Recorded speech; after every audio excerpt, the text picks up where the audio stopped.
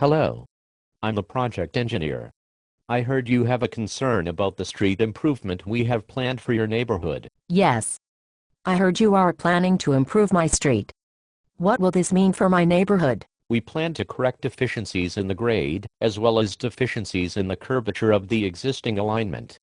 We also plan to enhance the clear zone, in order to bring the street up to an acceptable and safe standard. So you are going to make the street more safe? Yes, of course. And how are you going to make the street more safe? Well, first we are going to correct deficiencies in the grade and the alignment. What does that mean? It means the grade and alignment of the street do not meet the standard, and so we are going to fix that. What is the standard? Basically, the street must be relatively flat and straight. So you are going to make the street flat and straight? Yes. How does it improve safety? It will allow cars to navigate more smoothly, which makes it more safe. I don't understand. Along with fixing deficiencies with the grade and the alignment, we will be widening the driving lanes. What will that do? It will improve safety. How does widening the lanes improve safety? Along with fixing the deficiencies in the grade and the alignment, it will allow traffic to flow more smoothly. What do you mean by allowing the traffic to flow more smoothly?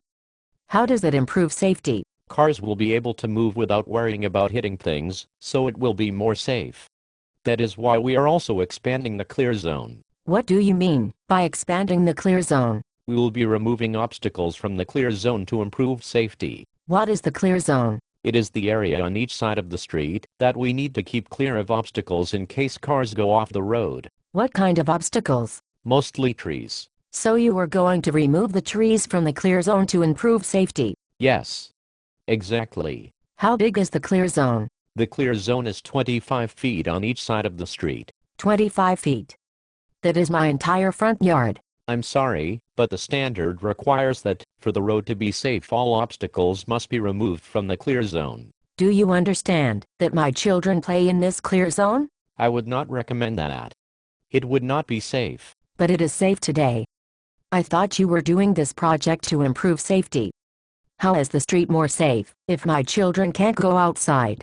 Building the street to meet the standard will enhance safety by allowing cars to flow more smoothly. More smoothly, the cars will just drive faster, will they not? We will post a speed limit after we do a speed study and determine the safe speed for the street. But cars drive slow now.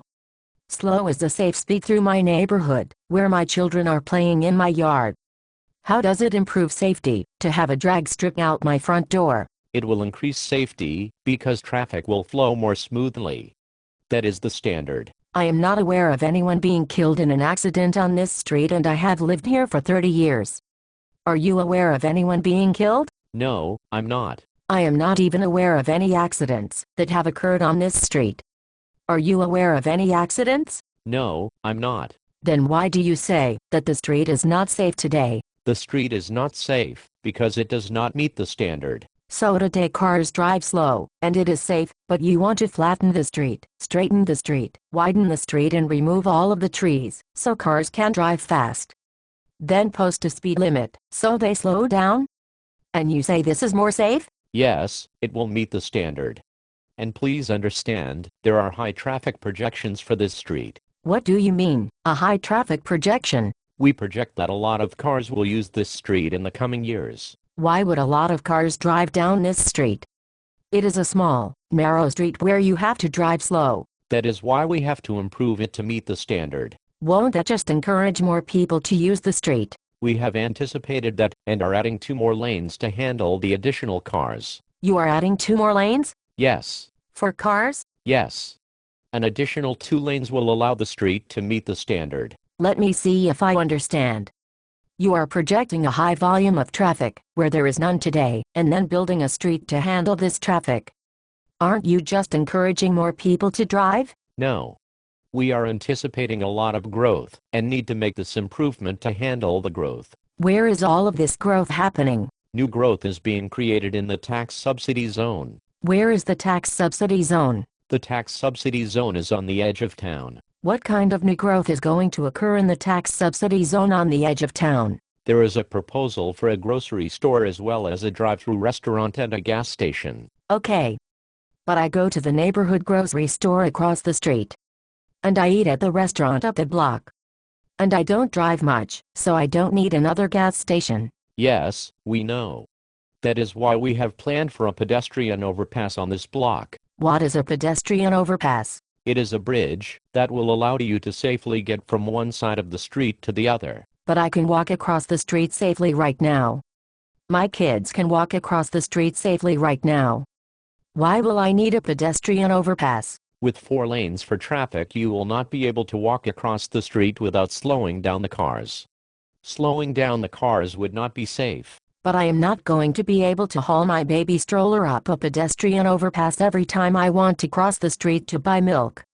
How does this benefit me? You will benefit from the added tax base from the new growth. But the new growth is in a tax subsidy district.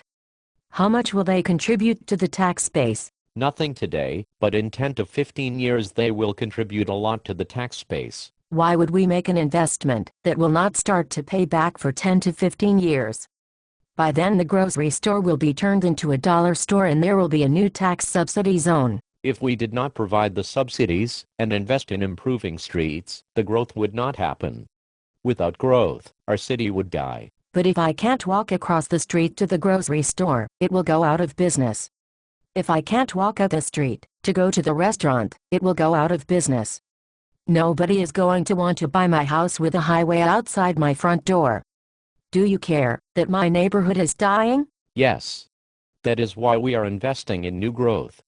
That is why we are improving the street. So how much will this street improvement cost? The total project cost is $9 million. $9 million. Our city is broke. We can't afford to keep the street lights on overnight. We have laid off our firefighters and half our police force. Where are we getting $9 million? $7 million is stimulus money coming from the state and federal governments.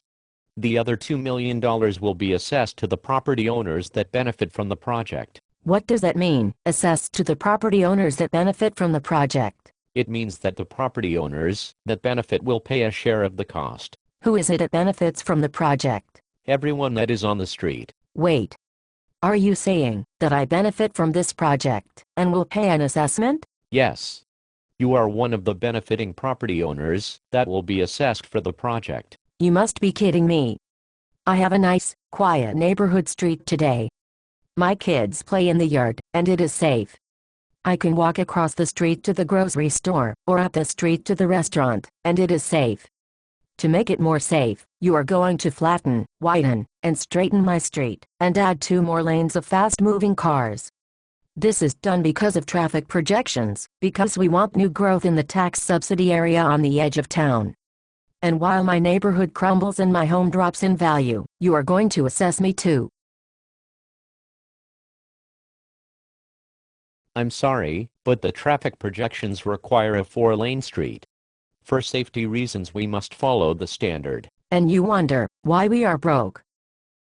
We need to stop this nonsense and start building strong towns. To learn more, go to strongtowns.org.